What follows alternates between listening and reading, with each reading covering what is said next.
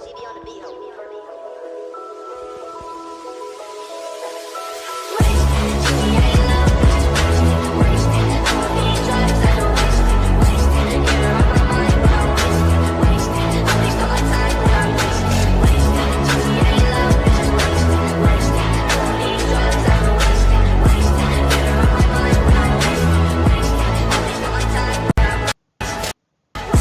But this nation does not belong to them. This nation belongs to you. Belongs to you. Because it was the hard-working patriots like you who built this country, and tomorrow it is the hard-working patriots like you who are going to save our country.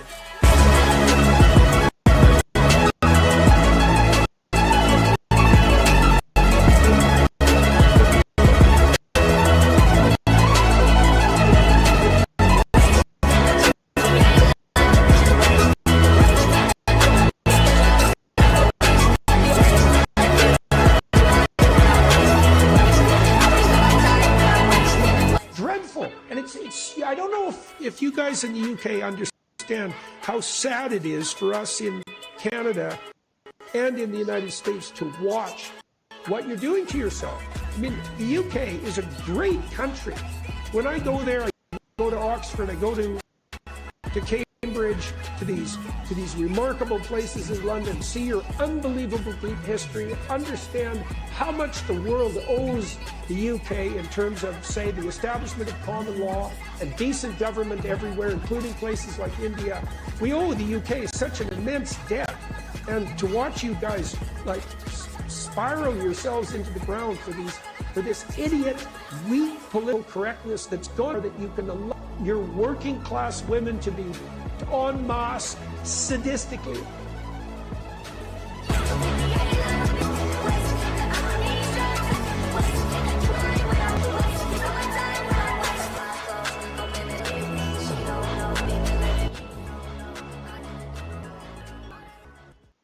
I to you with every breath in my body, and I will never let you down. The people have the sovereignty of the nation.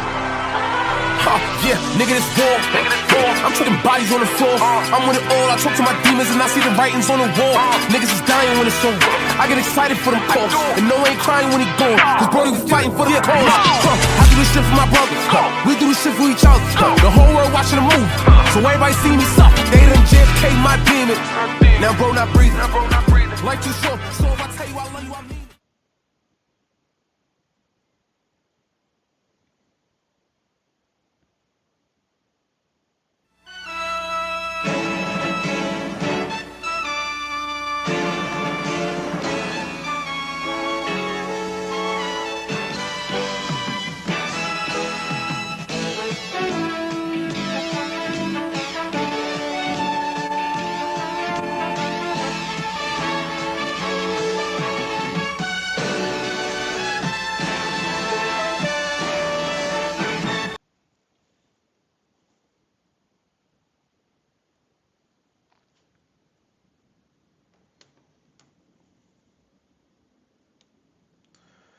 Hey everybody, you're watching Mate's Broadcast Official.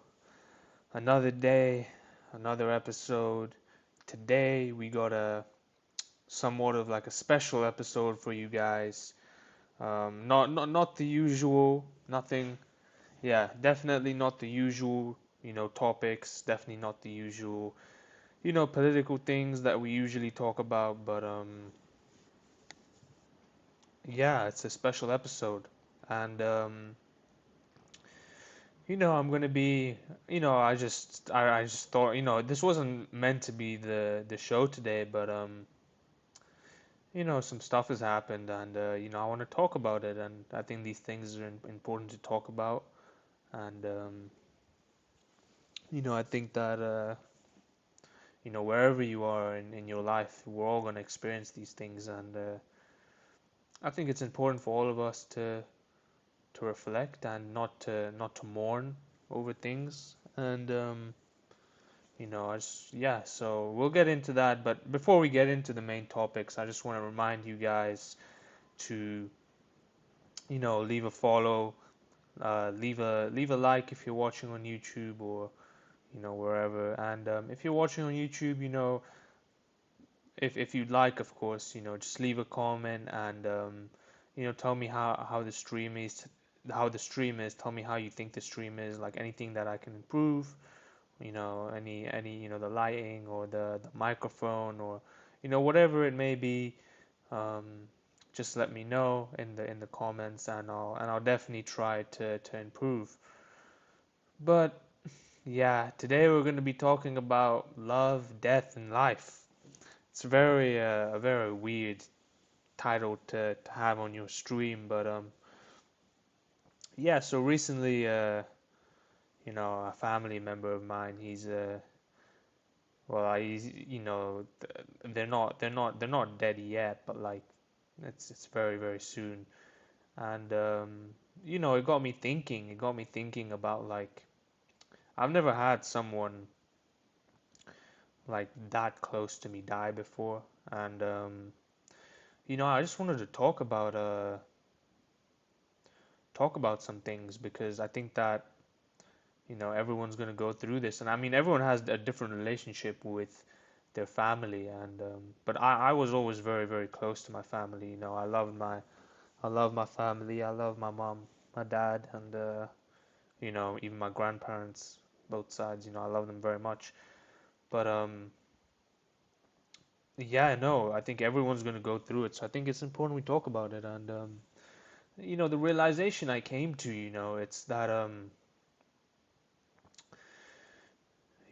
that's going to reach all of us. And I don't say this to sound facetious, but we're all going to go through things in our lives, and we might not like it, but we really have to understand that we're doing it for a purpose. Like,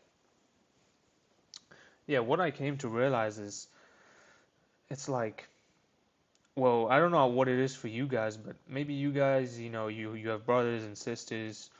I'm not really close or like very close to mine, but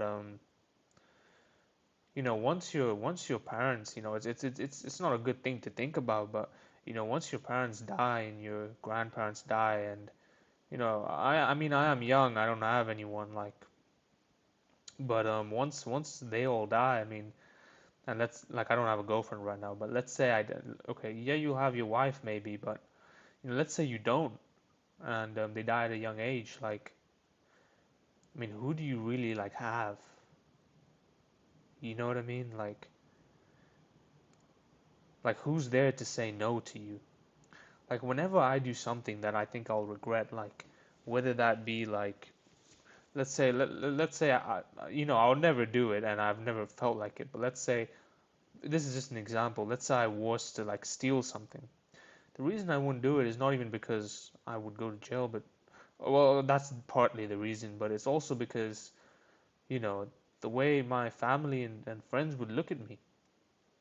And it's like if your family wasn't there anymore, if they didn't judge you, would you do things differently? Would I live life differently? Like how big of an impact are they? And then you'll come to realize they're a massive impact. But usually they're an impact for the good of you. They're never there to, put you down or see you fail. They always want what's best for you. And I think we all forget this at times. Um, and someone like, yeah, I think it takes someone to something to happen in your family to realize, to truly realize that we have time limits. We're only on this planet for the betterment of, we don't even know how long. We could die tomorrow. We don't know. An asteroid could hit. World War III could go out with Keir Starmer and all his nonsense. Some nukes could be sent, and it could be the end of us. And we really have to learn that like this life is temporary, and we should really prioritize what's important in this life.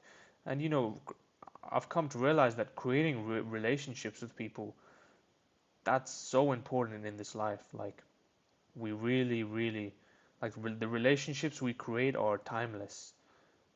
They transpire time, and And you know, they're more than just, your best friend and stuff. Like they mean so much. And I mean, what else do we have, right? I mean, yeah, God is also super important, but maybe I'm falling out of faith. No, but I'm not. I'm still divinely religious. But I was just thinking, it's like, imagine someone like lived a super restrictive life. And I mean, not saying that God tells you to be restrictive, but let's say someone just lived like a super holy life, and didn't experience much or didn't do much because they spent most of their time praying. And then you get to your deathbed, and then you die, and let's say it's all not real. You wasted like half your life praying to something that wasn't real. You know what I mean? Like, and isn't that like sad? Like, and I don't mean that to like be beat down upon God. I think God. I'm a Christian, but like, you know, it's something to think about. Definitely, it's definitely something to think about. And it's crazy. Like we could all die anytime, and it's interesting to think about. And then we really have to look at, like, what is the purpose of life? Like, obviously, if you're religious, it should be God. But if you're secular, like, I mean, what would that be for you? Would it be like, I've talked to some of my secular friends, and they've said, like, it's to have fun or to make the people around you proud. And it's like, do you really want to? If you're living to make the people around you proud, are you just living for other people at that point? Are you not really like living for yourself? It's an interesting thought. And then, if you're just living to have fun, I mean, isn't that like Sisyphean, which is to say that, it's the same thing again and again. Like, is life like, if imagine like you had fun watching movies, or like you had fun reacting to you know songs. Like, is that worth living for? I mean, like, because do, does that lifestyle outweigh the cons that are about to come? And those cons are, the cons of, as you grow older, you'll see, you'll get achy, you won't be as fit, you'll get more sick, you'll see both your parents die, you'll see friends die, you'll see your grandparents die, you'll see family members all over die. And if you're really just living to like watch movies, or react to music videos, or to you know even just like build, make money for like another company while getting paid like 40 to 50K, like, is that really like worth living for? Like, is do you know what I mean? Like, is it worth living to do these things? Or is there like a greater meaning? Especially like, and then it's like we have to search for this greater meaning. And when we do, we come to realize, like, that it has to, I mean, of course, like, God has to be there, but I think that finding a purpose in building something meaningful that really like changes the world, and changes the world for the better. I think that's what's important. And primarily, that's why I created this show. That's why I created this show. I created this show so I can, you know, really create a political movement that's positive, and that drives us, or drives, you know, something positive in this world. And the political system here is completely messed, and everywhere it's messed. But I sit on this show sometimes, I talk, quite facetiously about things. And I say things like, oh yeah, we shouldn't have immigrants, and we shouldn't, do all this stuff. But my main message is really like, we love everyone, and we're all human at the end of the day. And we should always treat people with respect and dignity and love. But yeah, it's just like, sometimes it gets too much, and it causes problems in our own towns and our own cities. But the whole message would definitely be to just, to love everyone and to forgive people, because everyone makes mistakes and nobody's perfect. That's truly the message. And I think the teachings of Jesus, they're really timeless, and they transpire. Yeah, they do transpire time, and they still have a lot of meaning to them now. And reflecting upon this death of a close family member, it really puts you back into that mode of feeling like, usually, yeah, I'm go go go, but just thinking about these things, I think it's yeah, it's life changing, really. It is really life changing. I don't know though. And then it's also like, when it comes to like love, I mean, we someone like me, I'm always like very, very distant when it comes to that sort of thing. At least recently, because not only are girls like a distraction, for like a higher purpose, but I don't know, like I don't really like get along with some of them, because they don't share the same values as me, and a lot of them, they prefer to indulge in promiscuous activities, or do this other stuff. And I look for more meaning behind it, that because I understand that, you know even if you're secular, if you are secular a secular even if you're secular, and you believe in biology, you'll come to understand that you know the purpose of life is to reproduce. But there has to be more than just reproducing, to just stay alive, because life can't just be, about reproducing and, just continuing the human race, and, giving other people the opportunity to live the lives that we lived, in a different way, of course, but, giving them the opportunity to live. Like, there has to be more meaning behind it. It can't just all be for nothing. And even the feeling of love, like, I don't know about you guys. This is cringe, and a lot of you guys in the chat, you might call me gay, or you might call me some other things, but I don't care. I'm just gonna say this. You know, I don't know if any of you guys have, like, been in love with a girl, but I think that it's important. Like, and not that, sorry, it's not important, but that feeling you get when you're in love with a girl, it transpires anything. It's not the same as with a woman. Like, sorry, it's not the same as like with a family member, or the love you have for a family member per se. It's a different type of love, right? And there really isn't any explanation for it. And for people to come out and say it's like a chemical reaction, I don't think it's true, and I don't think it's fair. I think there has to be more meaning behind it. Like, do people not, like, especially people who are secular, do they not question this? Aren't they like, it has to be more meaning? A lot of them will be like, I would love to believe in that, but the honest truth is, no, there isn't. But how is there not if you haven't searched for it? You have to search for meaning in things.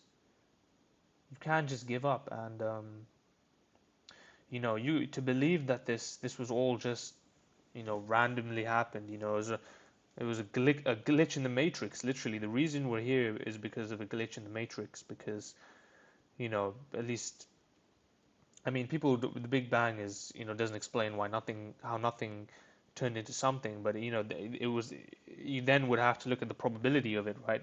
And the probability goes like to around 1 in 1 trillion. Of our existence on this planet. And yeah, you'll come to realize that basically that can be true, right? I mean, how can you really believe that that's true? Like, that we actually have, if you're secular, you believe that we randomly just appeared on this earth. But I don't see how you can believe that, because it's such a unlikely chance. And even if you do believe in that, are you really like gonna live the rest of your life and down your bed being like, that was, I was lucky that I was even alive, and I should, you know and there was no meaning behind anything I did, anything I created.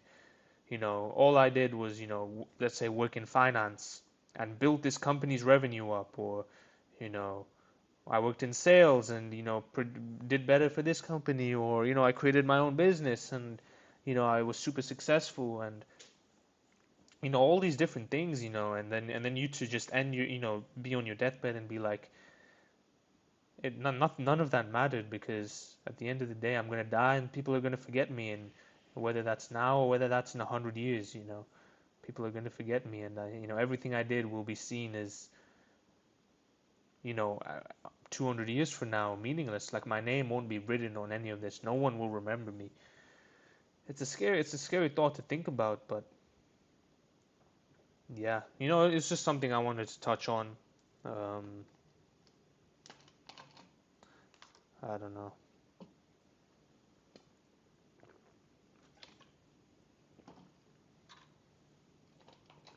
I don't know.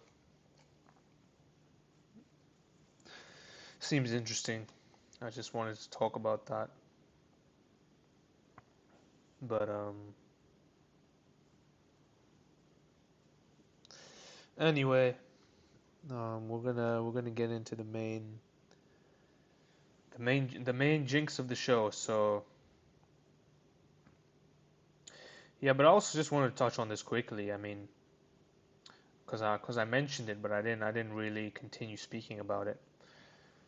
Um, Let me just check. Am I live on Twitch? Okay, I am live. That's great. Okay. Anyway, yeah, I just wanted to touch on this. Basically, when we're young, a lot of people my age, they try to act hard and they want to get, they want to get them girl. That's what they say. Oh yeah, I want to get that girl. Oh yeah, bomber clutch, you got a big thing. Blah blah blah blah blah. Right? And they just want to smash. But I think what they're really looking for is like a connection with someone, and it's because they're missing something in their real lives, right? They're missing connection, or they didn't get enough love as a child, and yeah, and they, none of this happened, and then, that's why they join gangs, and that's why they, you know, join all these other things, and search for so much connection in women or all these other things. And don't get me wrong, like I think it's super important. I think that women, um, of course, I think that women are great, and the feelings men have to them are great too. But look, that was weird. But anyway, what I'm trying to say is basically, a lot of people my age, they have this like disdain, towards girls, or they're like, oh yeah, they're a distraction. And then there's the other half who like, see them as like, this object for sex. And then there's this half which, see them as, you know, human beings, and, want to have a connection with them. And I don't know where I fit really. Um, it feels like my mind sometimes goes through all three, which isn't a good thing, of course. But I definitely need to. Well, it is more so, I fit into the last category. But sometimes you see them as other things. But what I was trying to touch on is, you know, that this feeling of love, if you genuinely think it's just a chemical reaction, I mean, and when someone in your family dies, it's you just feel some sort of chemical reaction to it, and there's no meaning behind that love, or that that sadness you feel once a family dies, and as much as you mourn, it has no higher meaning to it. It's something interesting to touch on. I don't know, and I don't know whether what you guys have been through, but whether even if you've been through like a crazy breakup, right? And a lot of people, like even my age and a lot of my friends, like when they were young, they got rejected by some girl, for example, and they're like, oh yeah, I'm gonna get super rich, I'm gonna get super famous, I'm gonna do all these things, and then she's gonna want me, and I'm gonna say no. They do it for the revenge. They do everything, and they try and get revenge on this person for hurting them. And I think the most important thing is to realize is that even after you get revenge and after they realize that you were the true person, the person who was meant for them, you won't even like them after you've built yourself up to the point where they like you. And you really have to realize and say to yourself, like, if they didn't love me at the start, then they're never really going to love me in the future. Well, they might, but they won't love you for who you truly are. And only you know who that is, and only and only you know whether someone really sees that in you. And but yeah, I definitely think that there is like a, just to switch up completely, I definitely think there is also this like this this weird, this weird dynamic that men have towards girls nowadays, and be super masculine and whatnot.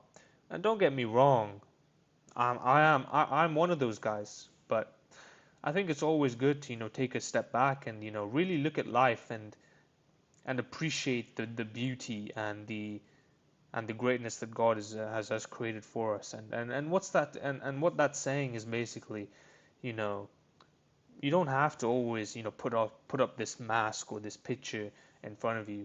Sometimes it's fine to just open up and tell people, not tell people how you feel, but really like express your feelings in the moment. Like some guys, they'll be head over heels for girls, and they'll never really tell them because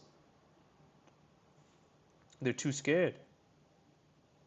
They're too scared to tell the girl, or they don't want to seem weak in front of the girl.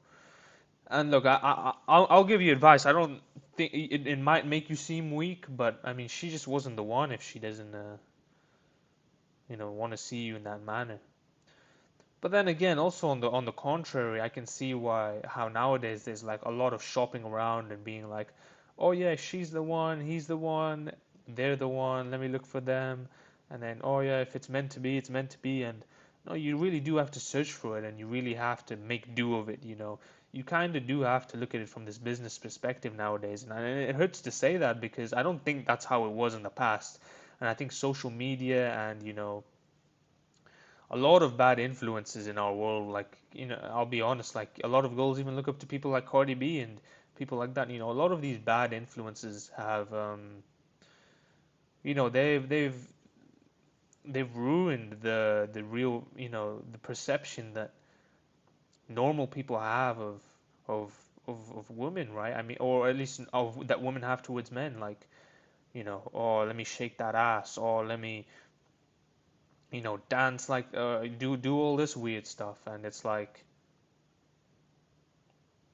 I don't think that's truly what's gonna make you happy. And I don't think that's what most men truly want.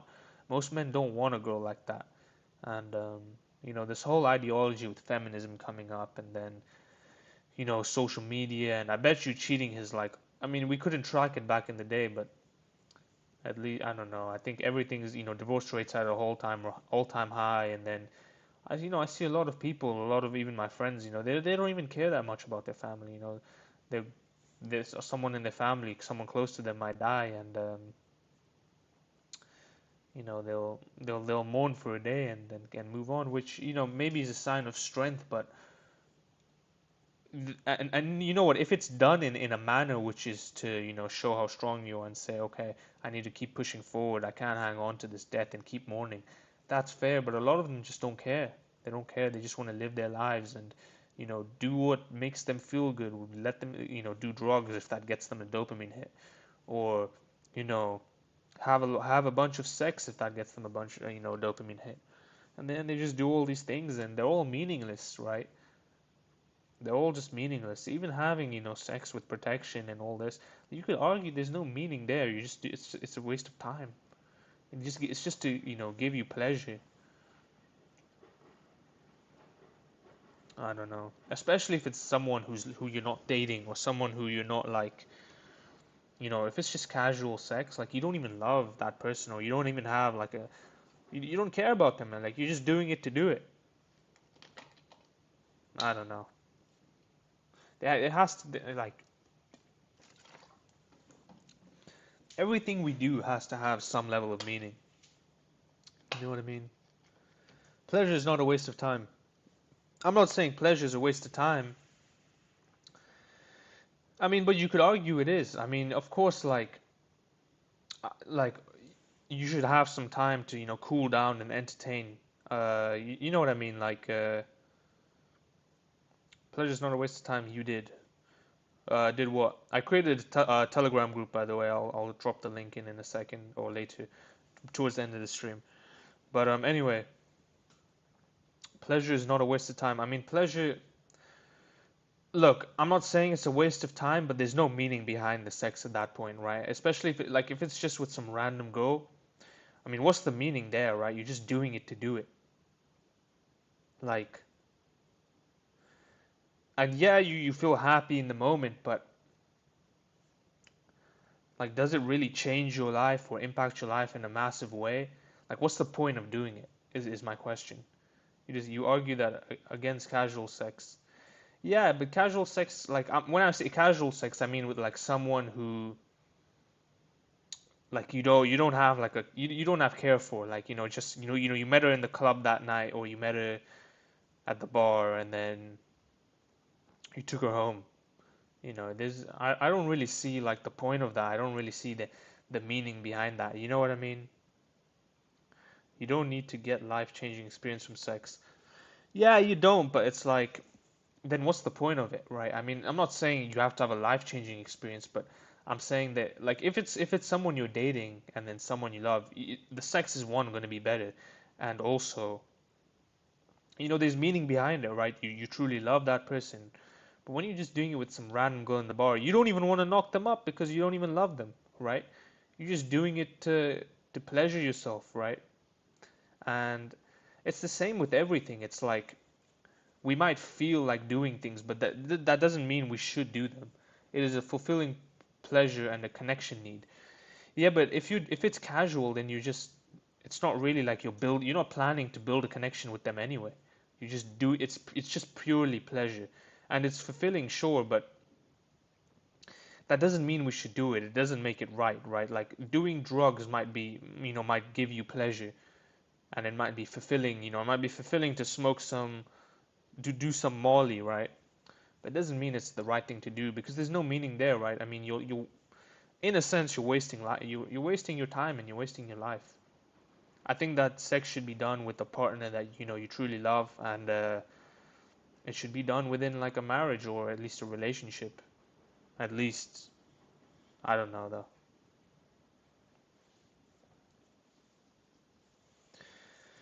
It is a good thing to do it. You don't need to release. You do not realize connection is enough.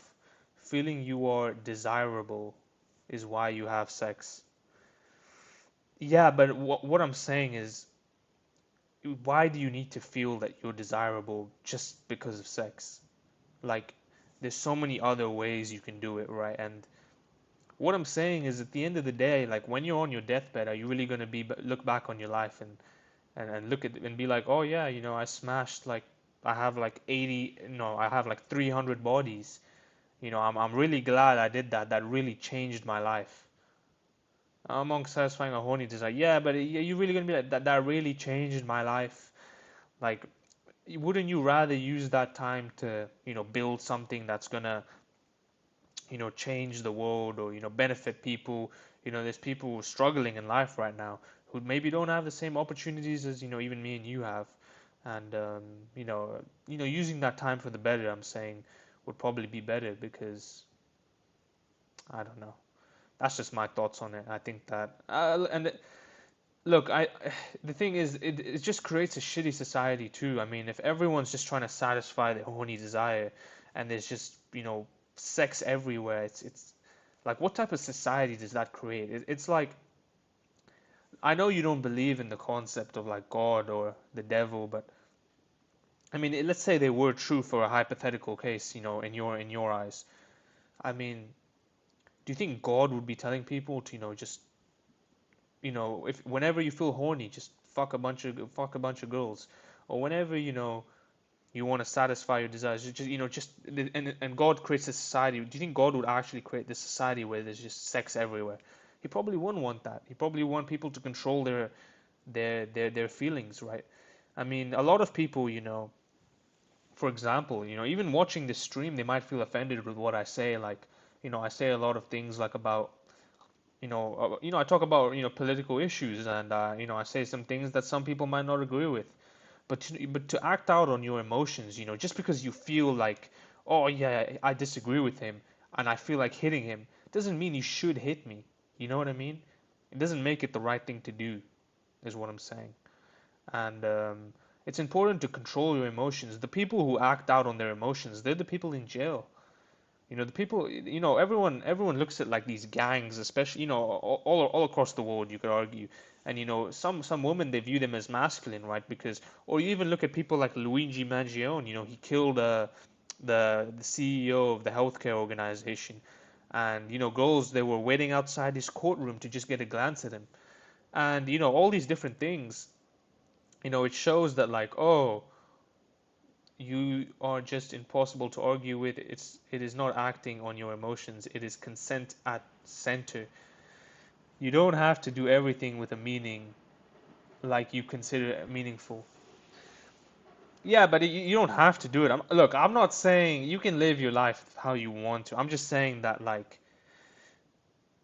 you're right. You don't have to do everything with meaning. But I think that you should search for meaning in everything. And look, I'm not saying that. Look, I'm not saying that like don't have casual sex if you want to do it. Do it if you want to.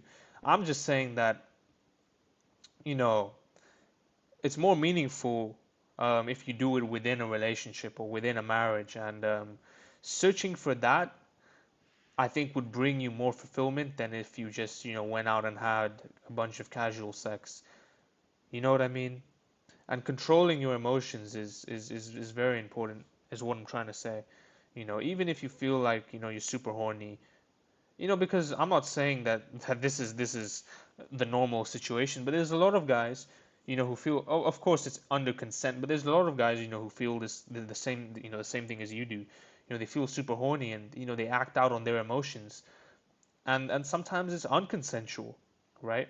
I know people who I went to school with who committed some actions like that, and they got, yeah, I mean, they got deported, literally. Um, but what I'm saying is we have to control these things. These things, yeah, we have to control them, and I don't know. That's just my thoughts. And look, I'm not saying don't do it. If you want to do it, but just do it the right way. And I think after doing it a bunch of times, you're being obtuse if you do not see sex has a link to feeling pleasure, connection even. If it is temporary, it is to feel desirable, it builds confidence. No, I'm saying sex definitely does, build connection, but I'm talking about the temporary situation, like casual sex. If it is temporary, it is to feel desirable, it builds confidence. We do not talk about acting in emotions when doing casual sex. What do you mean we do not talk about acting in emotions? It builds confidence. Yeah, sure, it does build confidence, but I mean,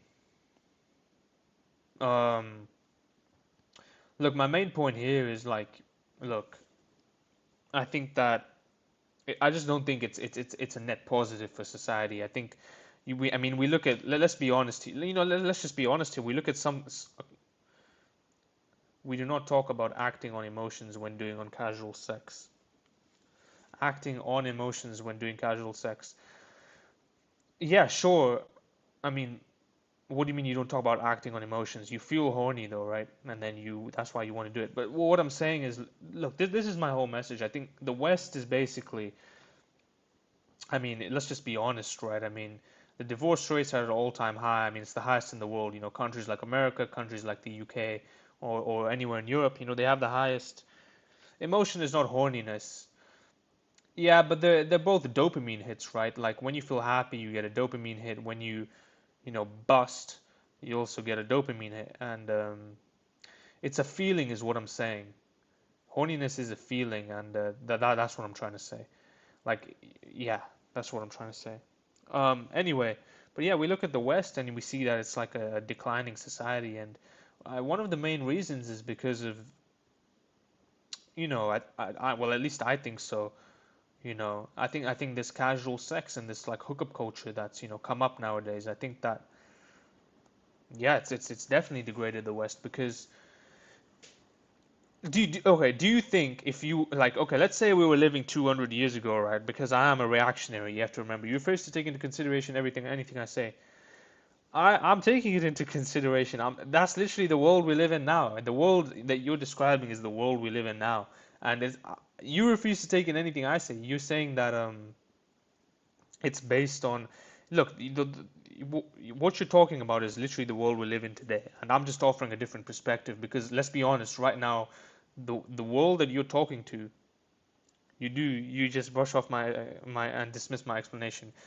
Yeah, because your explanation is the world we're living in today. I understand it, and you have to understand that the explanation you've given, it's because it explains the world that we're living in today.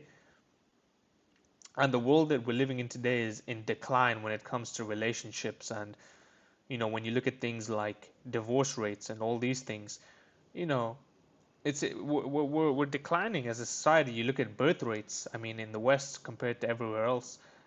I told you to research about Middle Ages. Let's watch a video on Middle Ages sexuality. Okay, I mean, what do you want me to search up specifically? But my whole point is this: is that I'm a bit of a reactionary. So when you look back at time, do you think sex had more meaning then or now? Do you think people like okay? Do you think people were horny like 300-400 years ago? Of course they were, but they usually, I mean, the law was, you get married and then you have sex, or society would frown upon you, and it's really about control. And I mean, there was more marriages then, and people seem to be more happy then. I mean, now suicide rates are at a all-time high, mental illness rates are at a all-time high. And yeah, you could argue that we back then we couldn't track these things, but I mean, this lifestyle that we're living is still causing so many problems. So is it the right lifestyle that we should live as a society? That's my main point. But I don't know, maybe I'm just waffling. But yeah, anyway, yeah, if you want to watch a video, just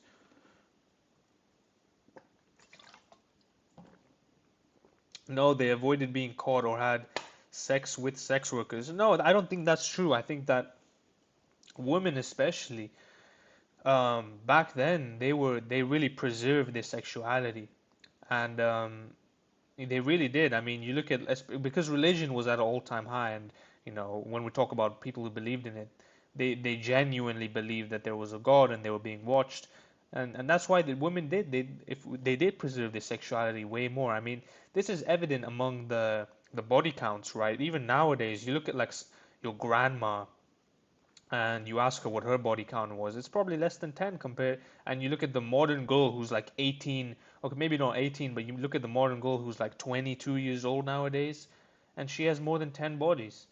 And it's true though. I mean, or even if it was done at a much lower rate than it is done now, because now it's promoted to do it. Back then it wasn't promoted even. You know what I mean? But anyway. All I'm saying is it definitely hasn't progressed society in any way. I mean, right now, society it's in turmoil, right? I mean, it's not in turmoil. I mean, we're living in the best circumstances anyone's ever lived in, but it could always be better. And look, this is just my view. I just think society would be better if there wasn't so much casual sex. Of course, you can do it sometimes. I'm not saying you can. I'm not saying it's the worst thing in the world, and you should be stoned if you do it or whatever. And I understand that sometimes you feel like doing things, and you should just act on your feelings. You're wrong. They also lived much less, and when they had been sick, more chances. Yeah, but you say they live much less, but usually, I mean, people over the age of 40. I mean, they're not having that much sex. I mean, let's just be honest here. Like, once people hit 40, especially women, I mean, are they really having that much sex? Like, even in this day and age? Because, I forgot what it's called, but, you're most horny typically within, like, the age range of 18 to, like, 20 something. And, I think that's the range we're talking about. And when we look, I mean, women got married at such earlier ages back then too. So I mean, if they stepped out, maybe it was with one or two people here and there. But nowadays, you got girls, literally getting gangbanged. And there's a girl who slept with 100 guys in 24 hours.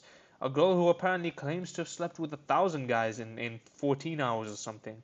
And it's like, is this really the society we want? This is what's being promoted though. This is what's being promoted. And it's like, how is this benefiting us in any way?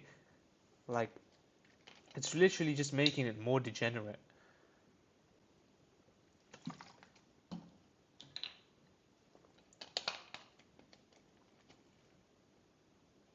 That's my opinion.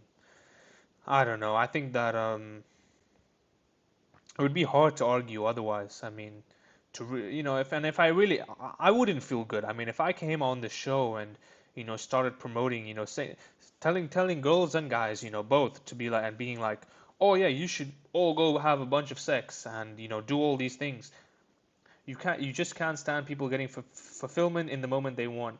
There is no such thing as degenerate when related to casual sex. It is degenerate. It's just 100%. It's just like taking drugs, right? Like they get fulfillment when they do Molly. Should they do Molly? No, because this is degenerate activity. It's true though, and there's something within women. Talk to a woman that's had a bunch of sex, and talk to a woman that hasn't. There's like a level of innocence there, and men, we admire innocence in a girl.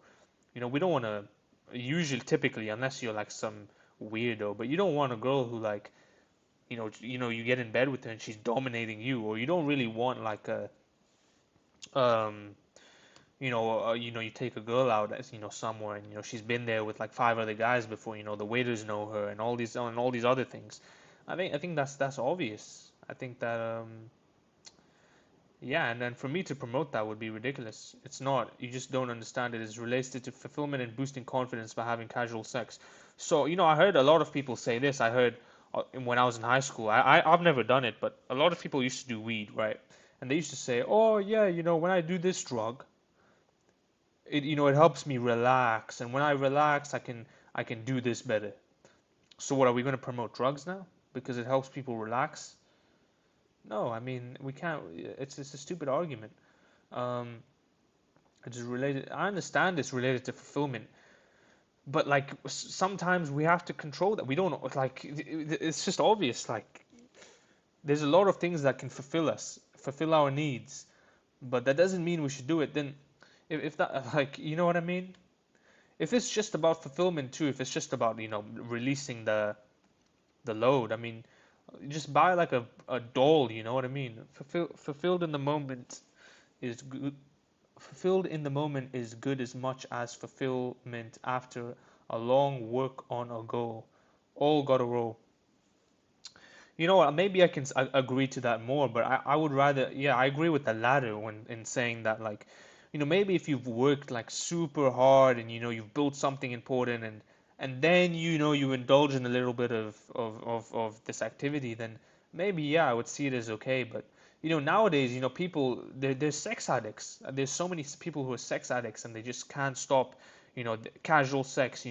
They get a bunch of money, they waste it on some hooker, or they you know they go on these like cam thingies and spend it on girls, or they'll send girls money, they'll go on dates with girls, pay for their rent, and do all these stupid things. And it's like people, this is the world we live in. This is the crazy world we live in. And I'm not saying it's like I'm saying it's wrong. Like I'm just saying be more cautious with your decisions. And I feel like it's kind of, I'll use this metaphor to explain it. I feel like having a bunch of casual sex, or after having a bunch of casual sex, you come to this realization, and it's the same. It's like you're searching for something. Like maybe it's just purely fulfillment, and if you don't understand that people have fetishes, or want to try stuff. Yeah, but fetishes, I mean, maybe, I don't know. I don't understand that much. Like, I don't really have any. But what I'm saying is like, it's like you're searching for something. Maybe you're an outlier. Maybe you're just doing it for fulfillment. But people who tend to do that, they're searching for something. And I'll use this analogy to describe it. It's like the man at the bar who's looking into his glass, his glass of beer, his empty glass, and he's thinking about his life and being like, okay, I'm here now, I'm by myself. What am I looking for here? I'm drinking this alcohol. It's giving me temporary satisfaction, but like, what is this all for? What is the meaning behind any of this, right? That's what I'm trying to say. You know what I mean? I don't know. And I'm not saying don't do it. If you want to do it, do it. But I'm not going to promote that. I don't think it's good behavior.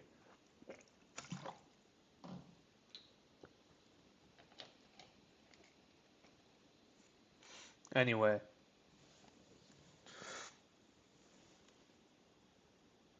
I don't know. The fetishes thing, I'm not really like. I don't know. I don't know much about it. I don't know if it's. Yeah. I mean, did people like 500 years ago have fetishes? I would be shocked if they did. You know what I mean? Now maybe they did, to be fair, but I don't know. I just think I feel like it's a new phenomenon. You know what I mean with the fetishes. Maybe it's not though. We don't know. But I don't know. I don't know. I don't know. I don't know. But anyway, we'll move on from that topic. I mean, we'll get into something else. Let me see here. Oh wait, let me read your thing. Most people are ugly and don't live meaningful lives in their career. You don't know how hard it is to find a good partner. Better to find people you can trust for sex and a good time than to focus on complaining you cannot find the right person. I can understand that perspective. Um, I can understand that perspective, and yeah, but this is what I mean. I think, look, the standards that women have nowadays is much higher, so it's definitely more of a struggle now. But even back in the day, I mean, if we really think about the concept, like 500 years ago, you lived in like a small village, and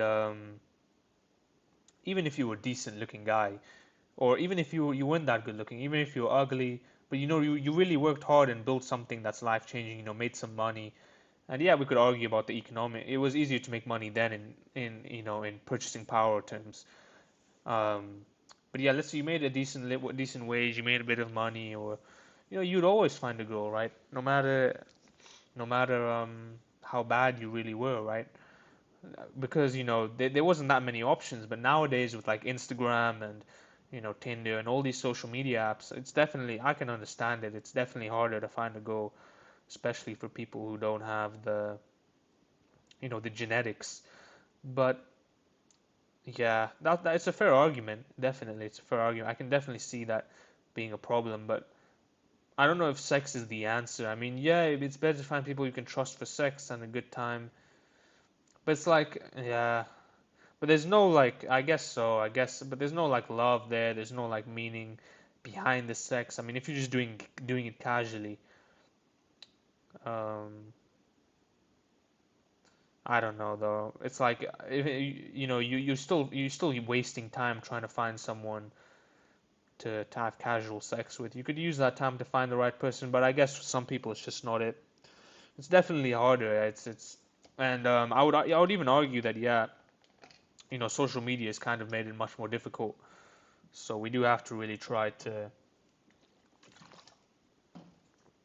you know try to adjust to the release of social media and things like this.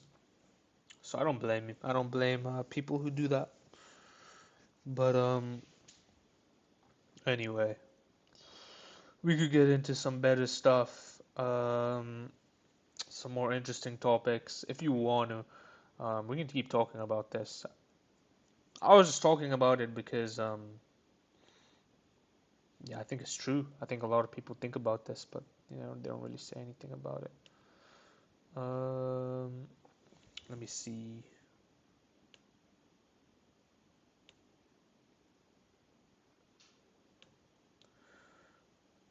I saw this TikTok the other day. We could check it out.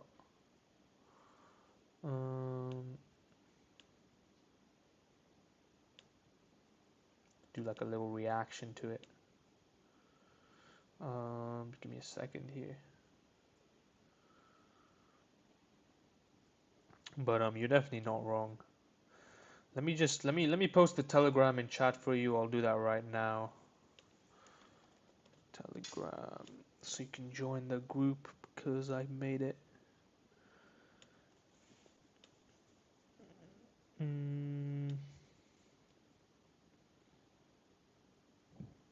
One member, copy, invite, copy link. Okay, I'm gonna paste the link for the Telegram in chat. I'm gonna post on my Twitch chat. So yeah, Twitch at Miramatis. And let me do that now. Yeah, so if you want to join the Telegram chat, I mean that's it. So you can join that. People can prioritize career and can't focus. People can prioritize career and focus at same time on finding love. Definitely. And on finding love, and romance can take a toll on energy and emotional life, definitely. So it's easier to focus on finding casual sex and friends with benefits that do not impact emotional well-being as much as romance. That's a fair argument. I mean, don't get me wrong. I know. Relationships, romance, all that stuff. This is why. Look, if anything, I agree with you more. Well, not on the casual sex thing as much, but with with this life that girls, they are a big waste of time, and they really take a toll on your emotions, especially if you have so many on your life. And they're also, I'll give you this example. Like when you're talking to a girl, or typically, guys who are interested in talking to girls, they're putting energy into that conversation, and it's a different type of energy that they put into the conversation when in comparison to talking to guys, right? And the difference there is that they're trying to really attract the girls, so they're putting on their best figure, their best face, their best reactions. They're really trying to get the girl to like them. That takes emotional toll too. I understand that. And the struggle of breakups and everything, that's definitely a problem. But what I'm saying is like, is casual sex the answer, right? Like, and is the reason you're chasing love, because the reason you're chasing love is not for like, I would argue that, yeah, it's because we don't know what love, we can't really describe it. I mean, I'm right. People are right to reduce their risks to their well-being by not being invested in emotion like romance. Yeah, but I think, like, I don't know if you're right, or like people who do this, because I don't know that lifestyle, but I don't know if people who do this like are just trying to fill a hole in themselves. You know what I mean? Because I don't think people who search for love are looking for, um, are looking for just like sex. They're not falling in love with someone, or they're not interested in they're not interested romantically in someone primarily because of the sex. It's more than that. And what I'm saying is, with casual sex, it's like one section of the entire relationship, and it's the only section. It's the pleasure section. And what I'm saying is, there's more than pleasure when it comes to a relationship with another person. And I don't know though. I'm not saying that, like, obviously you can do it if you want to, but I'm not gonna promote it. I think that and then also, casual sex with like the diseases and STDs and all these other things. I think that these are also problems and issues that we have to raise. And you know what? Another issue that I'll bring up is, you can have romance as a secondary goal. So while you focus on fun and sex while searching for a possible relationship, yeah. But the problem is that, like, when you have a lot of sex, or when the girls especially have a lot of sex, it kind of breaks them. Because okay, I'll give you an example. Because this is how girls, at least my age, are nowadays, right? If there's a girl who's had sex with like a guy, and let's say he had like let's say he was packing. There is such thing as friends with yeah, yeah, sure, but let me just explain this. A girl has sex with a guy, and she was, he had like, he wasn't packing, he had like 4 or 5 inches, and then she has, sex with another guy, he has like 8 inches, and then she finds a guy to find a relationship with, and she has sex with him, but the sex isn't as great as another guy she had sex with, she, and then he takes her out on, eventually she goes out on holiday, and let's say this girl's been with a bunch of guys, or been flown out because some rappers or something flew her out and to just have sex with her, and she's been with these other guys, right? And then she'll, her now current boyfriend takes her out on holiday. You are meeting and fun, but you do not get romantically involved. Just stay friends. Yeah, but what I'm saying is, look, let's say I live in London. I fly a girl out here from the Netherlands, right? And then I take her out on a nice dinner before having sex with her, right? And or I take her out on a yacht or something, and then we just do it, and then she goes back. And then this guy takes her on holiday, and let's say she'll be like, "Oh, this place isn't as great as the other guy did, as the place I went to with the other guy," or he doesn't have sex the same way that this other guy I had sex with does.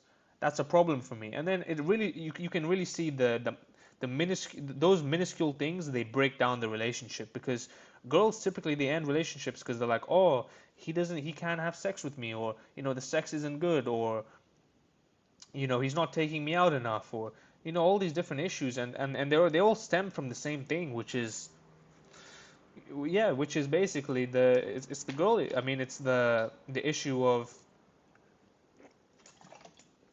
casual sex, or having too many partners, or being with too many people.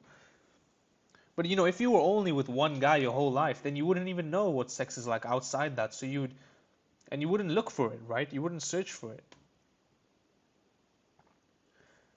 And then you have to look at it and be like, okay, only a small percentage of people actually, let's just say, because I don't know the probability, of course, but let's say only a small percentage of people actually have like this, a crazy physique, and can have really, really good sex. And then, a girl has sex with that guy, and then goes and dates an average guy when she's like 29, after she's done partying and done having all that casual sex, and she wants to settle down, and then after she gets married and whatnot, but after 3 or 4 years she starts missing that lifestyle, and then she wants to get divorced, and she wants to go back to that life, and she still thinks she can live that life, but she can't because she's too old now. It's a problem to think about, definitely. I don't know though. I don't know why my nose is itching. It's weird. But these small things definitely they definitely play something. I guess, look, I would say for guys it's not as big of a problem, because we can do it in a way where we can detach our emotions from it, and just it's pleasure only. But women, they typically have emotion attached to the person they're having sex with, because I don't know what it is specifically. You can look at someone. This is a political channel. It's not really a romance channel. But there is something that, like, intrinsically, when having sex, when a girl has sex with too many guys, like, they usually are a bit messed up in the head, and they usually do struggle to find a guy. Versus someone who's like a virgin. I mean, have you ever heard of like a virgin? I mean, other than like a nun who like struggles to find a guy? I mean, every guy wants her. I'm not saying that guys want virgins typically. What I'm saying is like, is that, I'm not saying everyone should be virgins either, but what I'm saying is that these, they're things that if we promoted, I think society would be better. That's all I'm saying.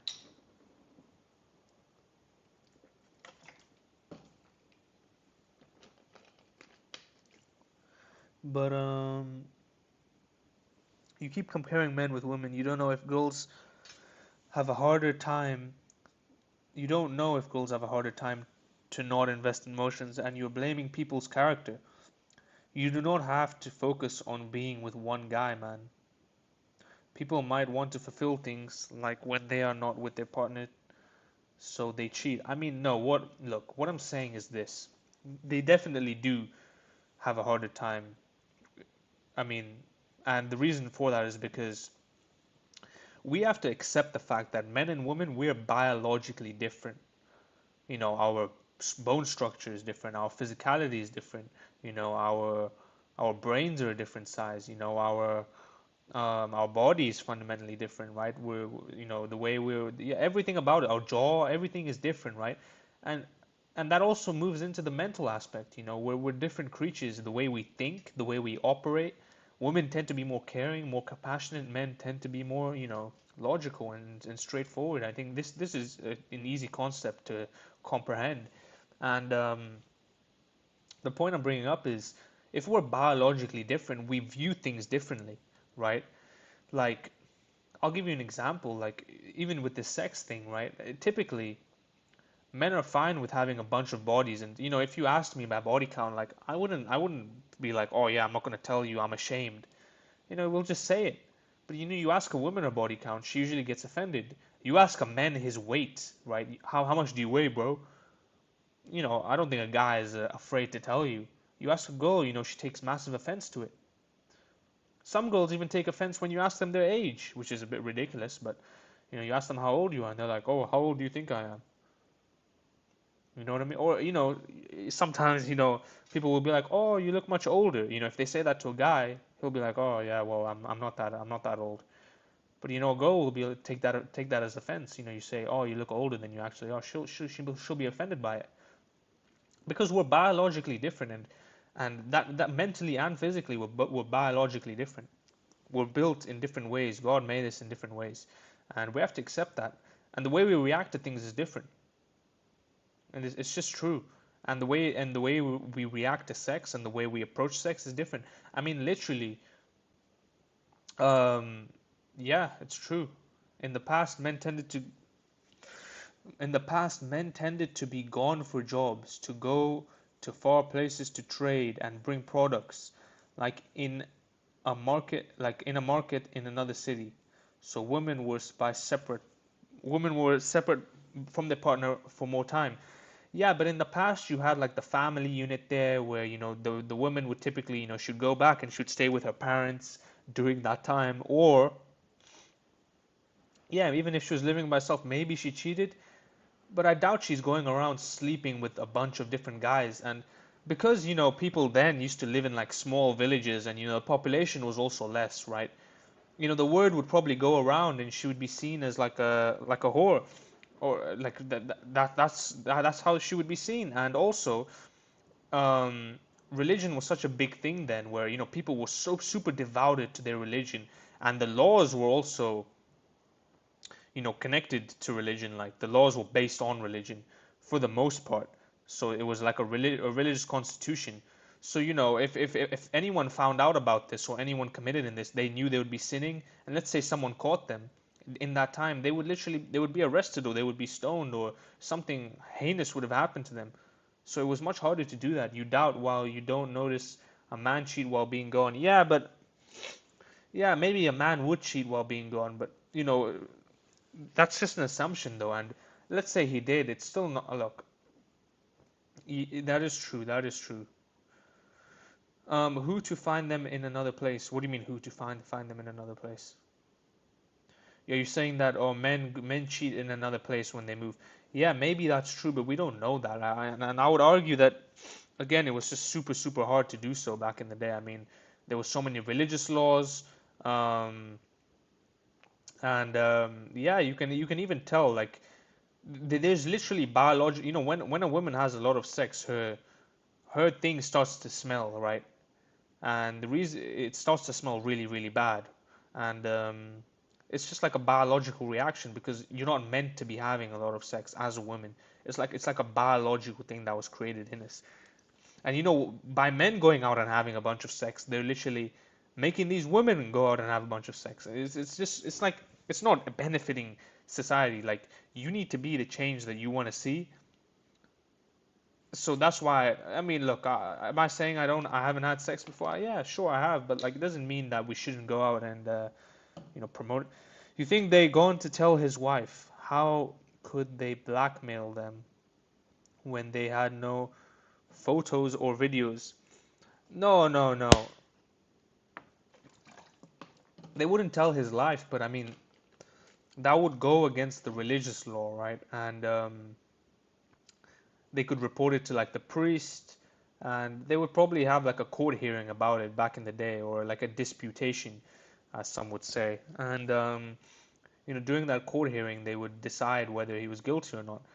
But like, why would he want to go through that stress? You know what I mean? Of even doing that is my point. And back in the day, they didn't even have contraception, so he could even make that girl pregnant, and that could be proof in and of itself that she was having sex with another guy. And these are all things that we have to take into consideration.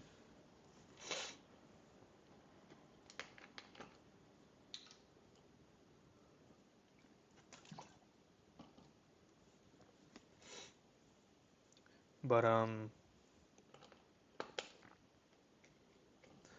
yeah, I mean, it's an interesting topic, definitely. Um, but yeah, again, it wasn't how we were made. We weren't made to do that. And yeah, even pregnancy shows it. I mean, let's say we lived in a world without contraception, women would definitely be way more selective on who they have sex with. Way more, because they could get knocked up. Because they even if you don't, law required many witnesses, none gone on trial as often because of immorality. Local priest might chastise passioners, but self not care about each individual. Sure, sure, sure, but yeah, sure. But what I'm trying to say is like, I mean, this is just an obvious point. I mean, they lived in a world without when contraception wasn't even real, right? I mean, so they had the possibility of getting pregnant from this random person. Because you can get pregnant even if you don't, um, you know, bust inside. So yeah, I mean, they were definitely way more selective on who sleeps with them. That's not debatable. That's definitely true. And yeah, also because of I think the religious laws did play a part in it too.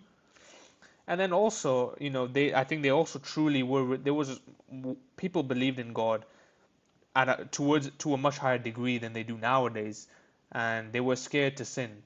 A lot of people were, and maybe they did once or twice, but to say there were people, like nowadays, some girl sleeping with 1,000 men in like 12 hours. I mean, that's ridiculous.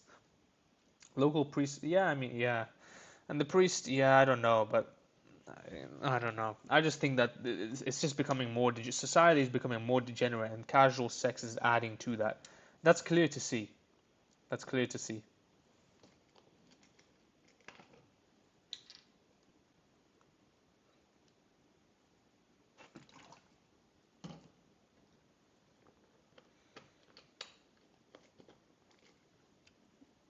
But anyway, we don't have to talk about that. It's look, it's like a morality argument, really. And I mean, if you aren't really religious, I can see the argument, because you think morality is subjective, and it doesn't matter what we do, and I just want to feel pleasure. But I don't know. I don't think. Yeah, I don't know. I don't know. It's an interesting thought, though. Definitely an interesting thought. Uh, I don't know why my nose is itching. What the hell? But anyway, yeah. I mean, what are your thoughts on that? I'm not too sure. Any any of the other guys want to say something, or give their thoughts about that particularly? Um, Also, yeah, if you want, you can go check out some of the TikToks I made. I think they were quite good. I think they were quite good, but yeah, I mean, if you want to leave like a comment, tell me how I can improve, or maybe you recommend some clips then, or from the stream that I should post. Just type it in the chat and I'll think about it. None gonna. I don't know though. But anyway, Let me try get this video up. I'll react to it. I mean, I don't know if this is too relevant. When was this post? February 18th? I think it's a week old. I don't know if we should react to that. I think it was interesting though.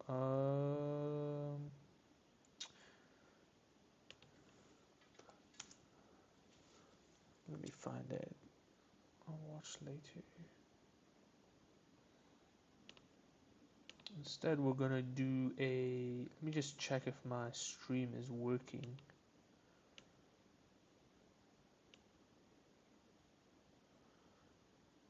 I don't know why, but it's streaming on 2 platforms. Like, what the hell? Yeah, very, very strange. My YouTube is completely glitching. Streaming on 2 platforms. But yeah, okay, we'll react to this video. And then we're gonna call it a day for this stream.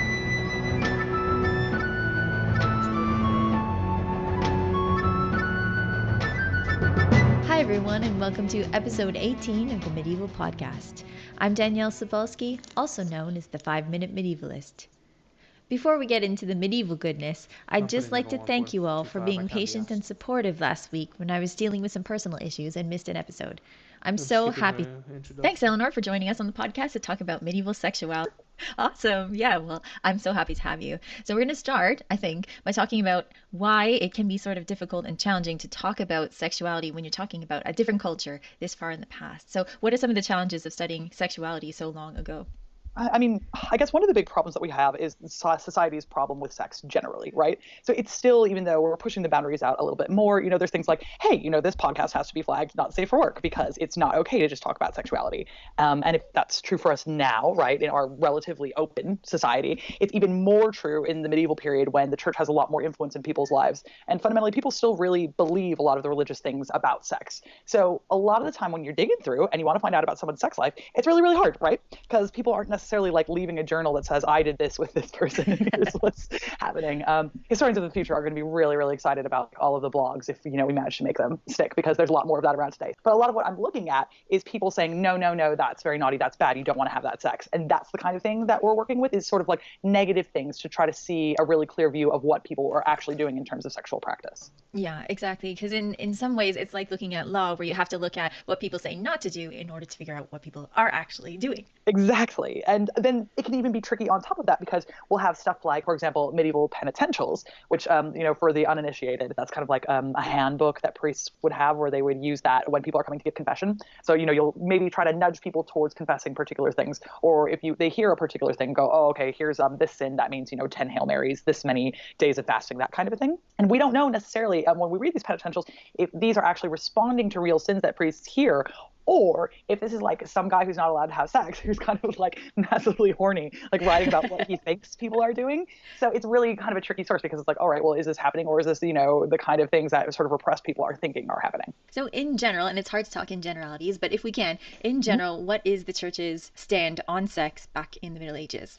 Okay, so the church's stand on sex is almost exactly what it is now, which is that sex is for making more humans, right?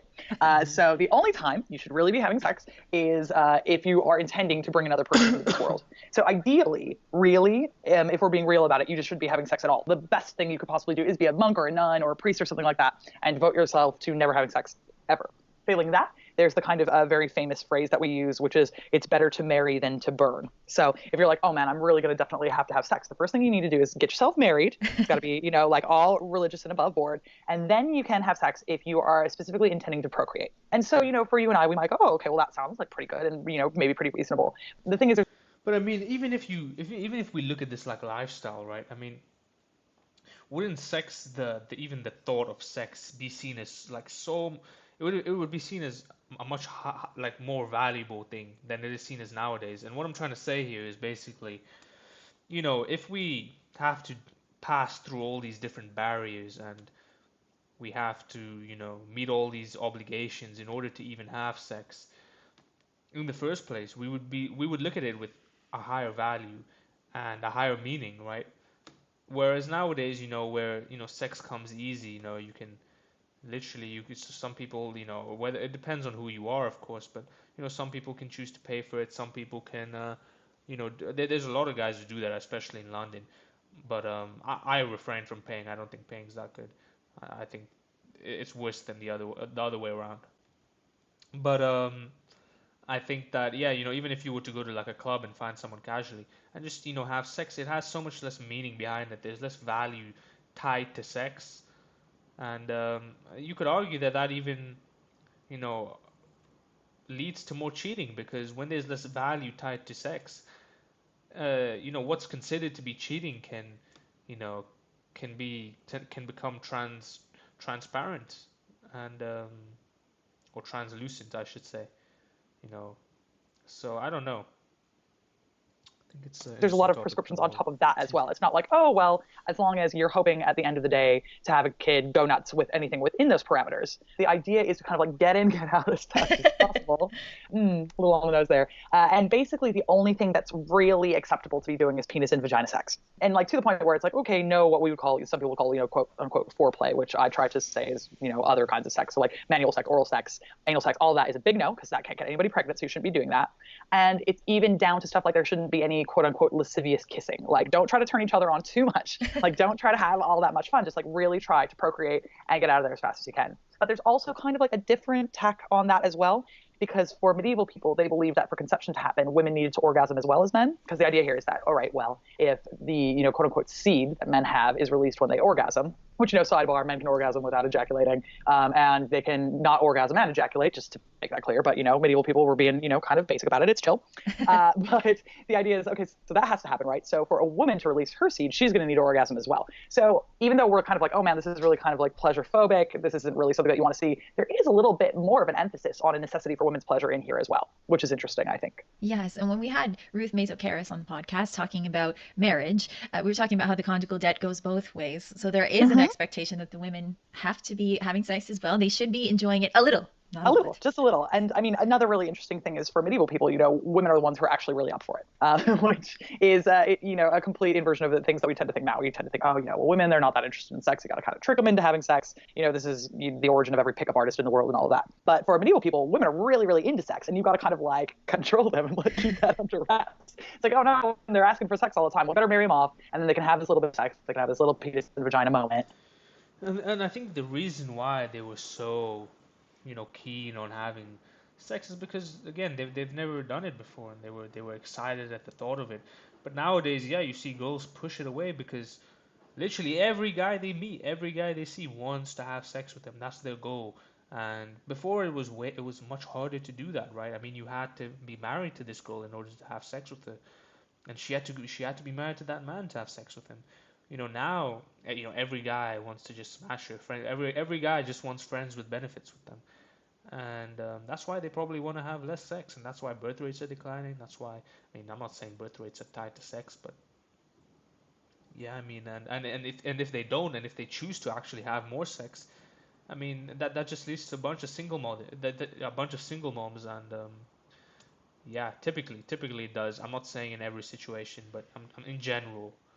And that'll be okay. So it's weird because some things are total inversions of what we think, and some things are kind of track really well. Yeah, exactly. And when you're talking about pregnancy occurring because women have orgasmed, this is still one of those things that's really kind of fraught and still around right now, when people are talking about rape cases still. And it's kind of funny how some of the most repressive things we've kept around and some of the most freeing things we haven't. Oh, yeah. I mean, that's absolutely true because, it's the same way that we will think, for example, about rape and sexual assault now, where this could kind of be used against women if they decide to bring a rape case in the medieval period. If you get pregnant, then people will go, but you orgasmed, didn't you? That's why you're pregnant. So was it really rape? Yeah. And exactly. That's crunchy. So, it's not all fun and games. It has to be said, Yes. And it is an important part, which is why I wanted to have you on the podcast. It's an important part of society, not only because of the marital element, but because it is a serious driver of human behavior.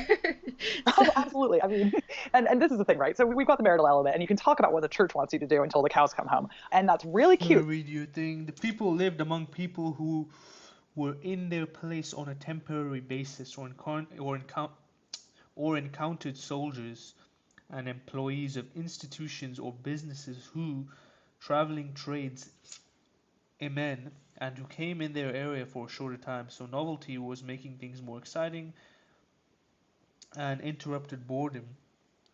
Um, Interrupted boredom most tend to feel in village since most lived in village. Plus, there were festivals when many gathered. Parents organized events where young people could meet. There were weddings. People went on pilgrimage. Yeah, sure. But I think what I'm trying to say here is that that sex was definitely looked at with more value, and we can understand that when something's more scarce, the demand for it is higher. That's why I would say that demand is so low for sex nowadays. Typically, as they said in this podcast. But that's not what people were doing, you know. So and you know, again, of course, potentials are a tricky source, as I say, but that shows us there's actually this wide array of sexual behavior happening completely outside the bounds of marriage, or, you know, even the sexual behavior that's not acceptable within the bounds of marriage happening, because you can still, you know, get told that you're very naughty by your priest if you are deciding to have, for example, oral sex with your husband. That still gets you in trouble, not as much trouble, but it's trouble nonetheless. Yeah, and there To opportunities to cheat and meet were not as reduced as you imagine. even certain days on which you are not supposed.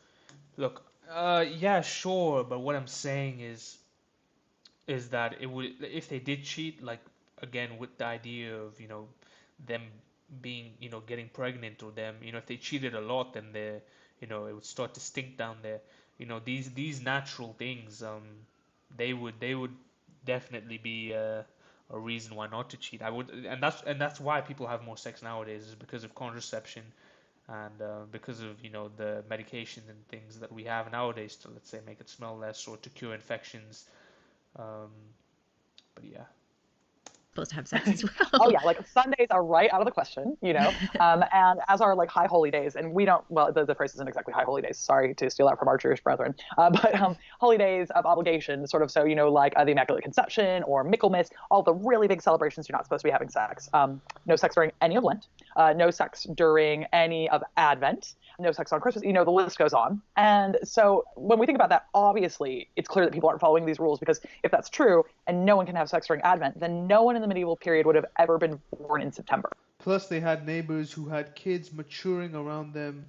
Old women had the opportunity to cheat with young men, but I don't think young men would typically want to cheat with old women. I don't think so. And like, that's just not the case, is it? So, you know, there's plenty of things going on that are outside of what the church's kind of idealized conception of what Old as in mature. Yeah, but maybe they did, but like, it's just an assumption. I don't think, like, if we're being honest, sex happened way less compared to the rate that it happens nowadays. I mean, that's not all, like, that's, you can't argue against that. And yeah, you just can't argue against that. what sex should be.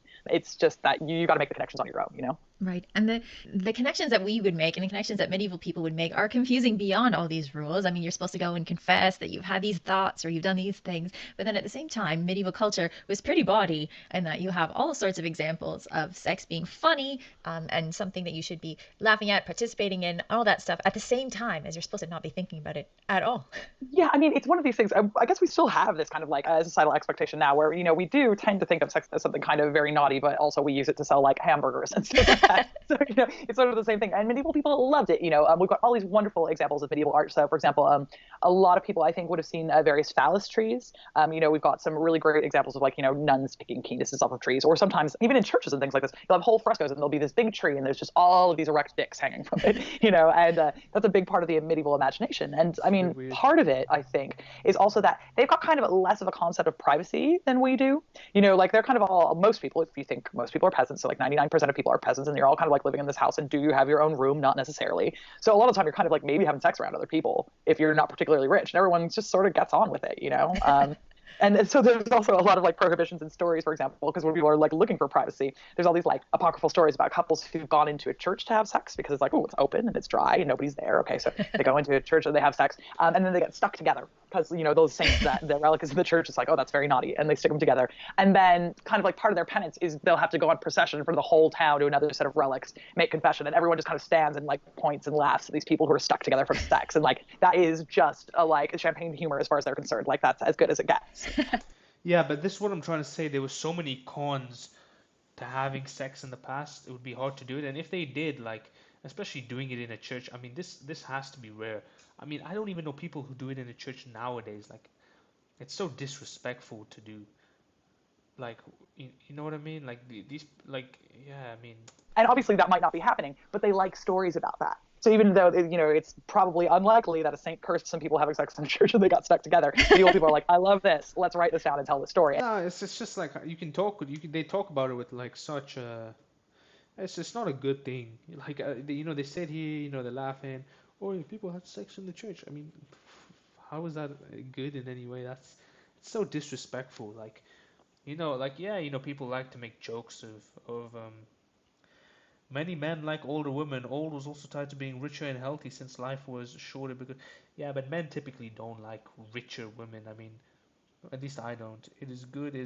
Typically men took care of women, and it was the nuclear family in the sense where the men go to work and the women stay at home. That's like how I understand the medieval times to be.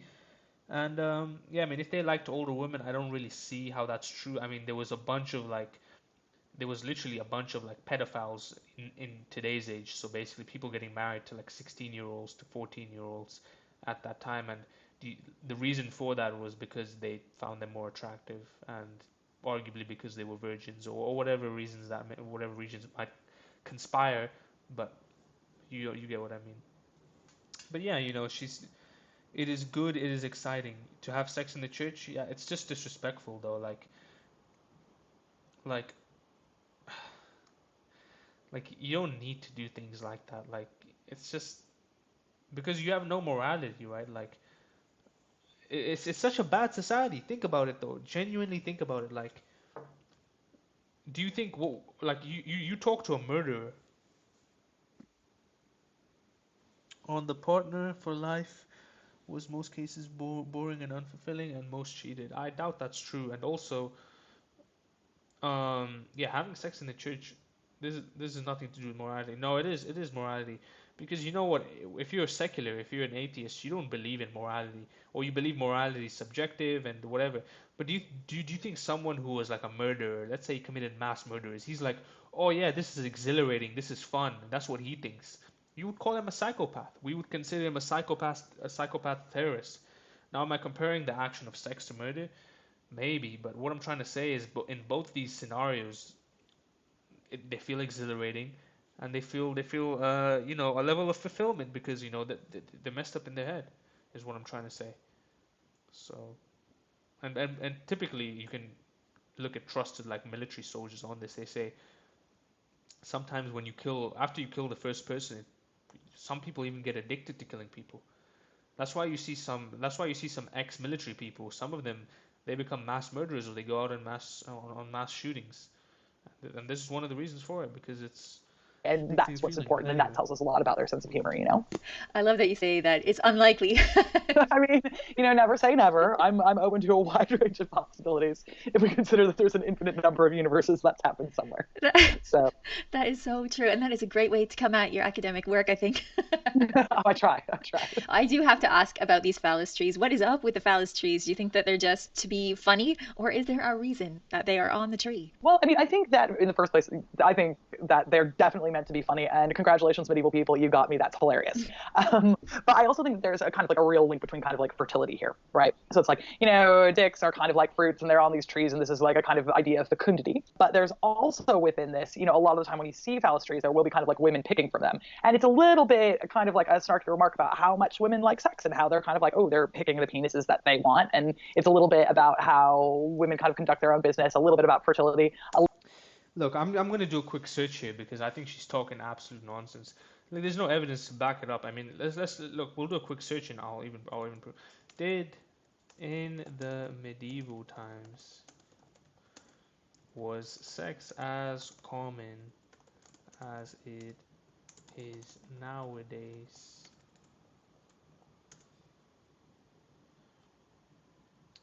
Oh, maybe create was. No, no, no, no, no, no, no, no, no. See, these are all. Let's go to medievalists.net. Okay.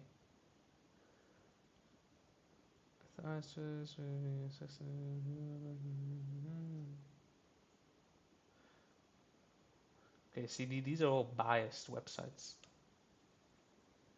She's a professor. There's no ways this is true, though. Do you really think people in the past were having more sex than nowadays? Just logically speaking, there's no way. There's literally contraception nowadays. There's so much medication which allows you to have more sex. And then there's OnlyFans and all these like and then yeah, girls are literally getting this girl who had 100 sex with 100 guys in one day. She blew up. She blew her whole channel, everything. She blew up, and she's from the UK too. I heard about her before anyway. But the point is that she blew up because of it. It's literally promoted to have sex now. Of course, people are having more sex now. It's like during Prohibition with the drinking thing in America. When it came to beers, people obviously drink more when something is unprohibited versus prohibited. Um, no, you are just attached to judgments because you are attached to religion and ideals and feel religious dogmas worthy of trust. You are making such unbelievable moronic comparisons. I feel you simply can't cope with the reality, not fishing your religiously influenced minds. It's not really influenced minds. I think that religion is made for a reason, and the people fought, and our societies, they were built on the religious values. They were built on religion, and to just exclude it completely and say you know that they're stupid ideologies, and no one should listen to them. It's silly. You live in an imaginary world. People also drank a lot in the past, since water was not. No, I'm not saying that. I'm saying that um, during Prohibition in America, they banned alcohol, and people were still buying it in the underground market and whatnot. But when it was not banned, when it was prohibited or unprohibited, then people obviously drink it more. When like people would do more drugs if drugs weren't illegal, is what I'm trying to say. And having sex outside of marriage, people obviously did it less back then compared to now. Of course, that's a fact. That's a cap. Be fire prohibition before the 20th century. Sure, okay. But what do you? Yeah, sure, it was before prohibition, before the 20. Yeah, I know. I'm talking about before. People definitely had less sex. I mean, there's how can you? We can't argue that. That's 100% true. There was definitely yeah, sure, there was some promiscuity here and there, but there was definitely way less sex happening. We can't argue that. That has to be true. Anything that says otherwise is just false propaganda. It's just false propaganda. I mean, and they're not moronic comparisons. I think that uh,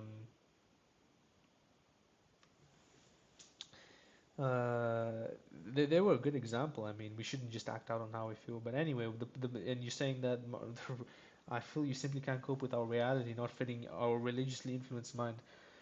Look, it's not religious. It is religiously influenced, but that's for a good reason, right? I mean, if religion was so ridiculous, then why does most of the modern world still believe in it? You think most people are idiots? Probably not. Why have some of the greatest inventors in history still believe in religion? It's because there's some truth to it. It's not just bullshit. And to be honest, they're the fundamental basis of society. You look at the problems with the West right now. The main things that are being stated even by Donald Trump, JD Vance, or even countries like the UK or Europe. It's like and the AFD winning 20%. Oh, Europe is a Christian country. That's what they keep saying. Europe is a Christian country. Europe is a Christian country. Or sorry, Europe's not even a country, but the US is a Christian country. The UK is a Christian country. Europe's a Christian continent. They keep saying things like this, and it's because it's the foundation of society. It's the religious books of history, the greatest creation or the greatest invention that mankind has ever created. You just realize how many false beliefs you have because you can't believe studied. You appeal to majority. You are falling far. You are falling for logical fallacies. You're falling for logical fallacies. they're not logical fallacies. And look, what I'm fundamentally saying here is that you know what, grandsons, I'm going to get my Rumble set up, and then we're going to talk about this more. But sometimes you argue about this all the time. People in power pushing agendas, blah blah blah blah blah. You appeal to majority. No, no, just listen to this. You always argue this. So do you think the people in power, do you think they have enough power to push certain agendas online and because they control the media, right? The media is government funded good, especially here or even in other countries. Do you not think they have the power to control the media and to push certain agendas forward? Of course they do. And if they want to push something that leads to the failure of society, like literally a Trojan horse, they're going to do it. They're going to do it because the people in power don't want our best intentions. And how is appealing to the majority a logical fallacy? Maybe I could be wrong. You realize the church propaganda was endorsed by nobles in the past. Sure, it was, but I think the people of the church, they were a bit extreme with their beliefs, but I don't think they wanted. I think I would prefer to have a leader who's a priest in a church who might be a bit extreme than Satanists run our country, or people who believe in nothing but money and sex, and funded by the nobles and by the rich. So secular propaganda was irrelevant. U.S. the church endorsed nobles in the past and it was funded by the nobles and by the rich. So secular yeah, sure it was, but yeah, you could argue that religion keeps society content, like because it says oh even if you're poor, you're gonna go into the kingdom of heaven.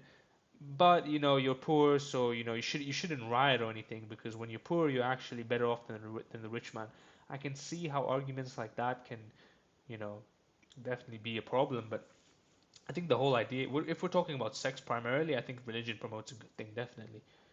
I think I'm okay. I'm not saying the fullness of it, but I think that having extreme amounts of casual sex, like literally girls, I'm not saying this is every girl, but girls nowadays, the age of 22 having bodies over 20, having slept with 20 guys, I don't think that's good for society. You talk about manipulation by propaganda, but now you ignore the state-powered church, which pushed beliefs on mostly uneducated masses. No, it definitely did, and you know what? In Islamic countries, that's still happening to this day, right? I mean, a lot of you call them, I think, imams. They push certain agendas to, uh, these whatever Sunni or Shia Muslims, and that still happens to this day. It doesn't happen much in the West, but even in Africa, lots of church leaders they push certain ideologies and certain agendas to uneducated masses, sure, but um, to argue that that occurred far more than 1,005 years in it happened way more. You're saying that the agendas, yeah, but what I'm saying is, yeah, they might have pushed some bad agendas, but I'm saying the sex one wasn't bad. You know what I mean?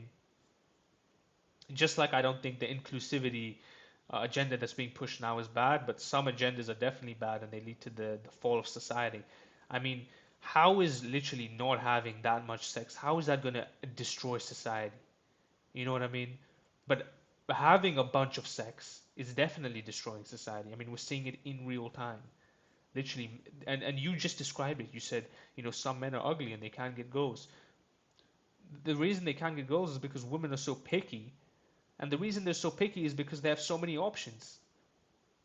If every guy was wifed up to a girl, there would be a woman waiting for you eventually, and because they were excited about sex, they would probably want to get married so they can have it. It was bad. Sexuality repressed individuals is bad. What are they going to do though? Are they a harm to society? You know what I mean? Are they a harm to society? And it wasn't like they were repressed. They could have sex, and people back then tended to get married at a much earlier age, and women also tended to get married at a much earlier age, like the ages of 15 or 16. So they would also have sex early, but they would just have it with one person, ideally in the eyes of the church.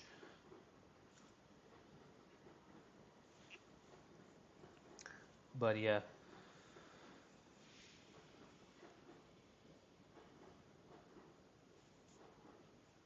But um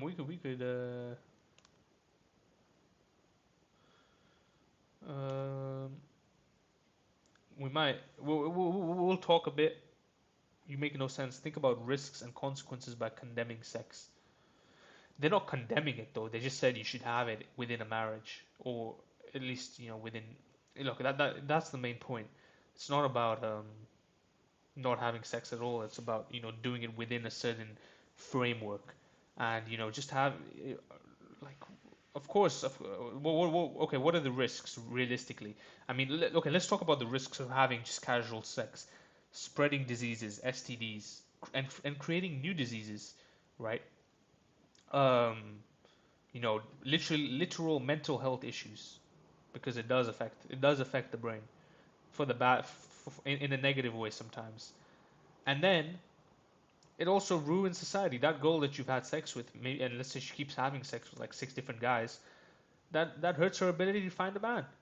Because if a man had a girl who's super beautiful, and she had another girl who's the exact same and is as beautiful as her, but one had 10 bodies and the other had 0 bodies, who do you think he's picking? He's picking the girl with 0 bodies.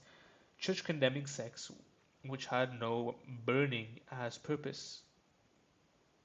Church condemning sex which had no burning, oh sorry, church condemned sex which had no childbearing as a purpose.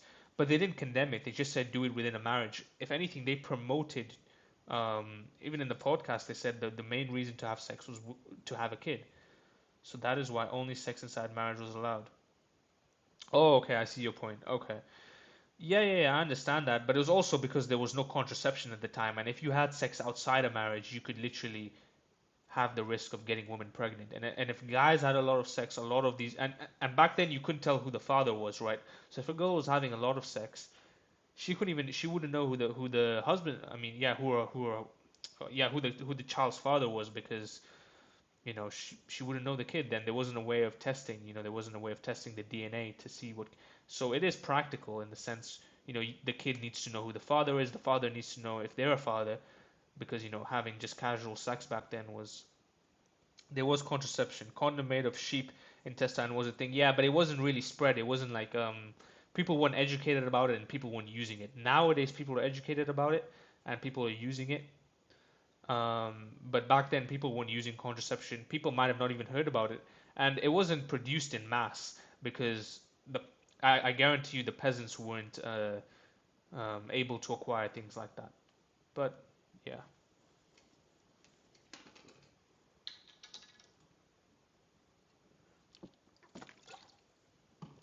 Yeah, but there's just so many problems with it, like the father issue, giving birth to a random kid, especially if you're doing it casually back in the day, the religious laws behind it, um, you know, I guess disease wasn't a problem back then, but yeah, just how the society would look at you if they found out. Um, there's so many issues with it, but so it definitely was not happening at the rate that it happens nowadays. But remember, even through that was rare brothels and casual sex was common. Yeah, but the thing with brothels was like these girls were seen as like no one would marry someone from a brothel typically. Like no one would really marry a prostitute. So they weren't yeah, they would have kids who grew up fatherless. I think they took up the majority of the single mothers because yeah, they were seen as like foul in that time. So no one would actually want to marry them.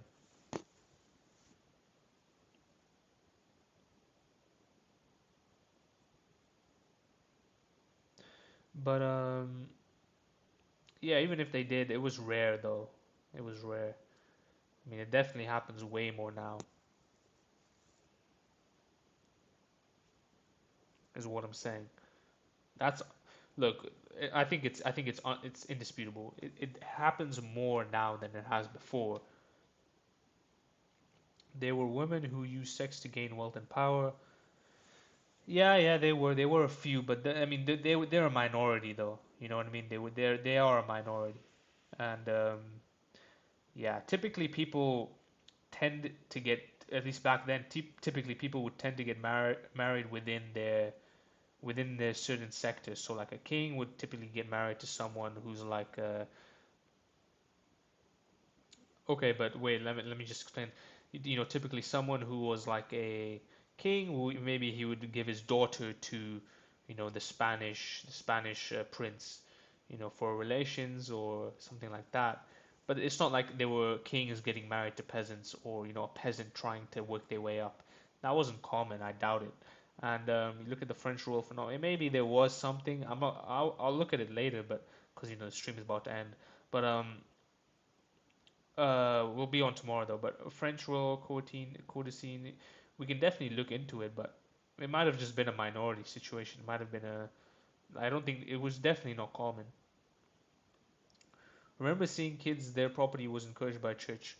Yeah, it was, and I'm not saying everything the church promoted was good at the time, but I think that the sexual thing, I'm not saying it was great. Yeah, maybe you could allow for some more individuality, but I think the message behind the sex thing, I think it was a good message. This is what I'm trying to say.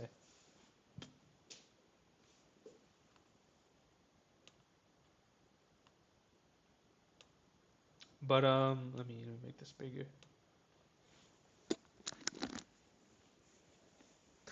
But anyway, um I think we'll end there. I'll be on every day this week, most probably.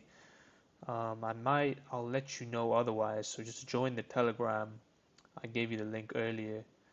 Um, and yeah, you were just residing to deal with how bad church propaganda was against sexual expression it caused. I'm not residing. I'm saying that there were some benefits to it. It's not just or refusing. Yeah, but literally, I mean, you refuse to address the arguments that I'm making. You wouldn't know who the father was. There's a risk of getting pregnant. Yeah, the church would look down upon you, so you'd have to go through a whole process, and society would frown upon you. And what I'm trying, the whole basis of this argument is basically people tended to typically have less sex than they did back then compared to now. And then the whole argument there is back then people tended to be more happy. I mean, we look at the suicide rates now, we look at the mental health issues now, we look at the most, you know, yeah, we look at all these problems that we have nowadays. Is more sex benefiting us? I would argue against it. Research, okay, I'll type it in now. I'll just paste it into Google. In I'll read it right after the stream.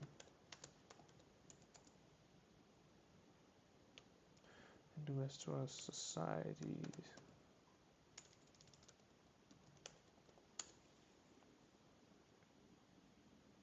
You mean Injustice Society? This is like some comic book stuff. Like, what is this? This cartoon? Injustice is, I think, auto-corrected. It definitely auto-corrected. Inguestia. Okay. Just tell me which one it is. I'm gonna read it after stream. Or yeah, a bit later maybe. I need to just eat food. I haven't eaten dinner yet. Order food. Is it this? I'm guessing it's this, right? No, this is it's about Muslims. I don't know if it's about this. Yes.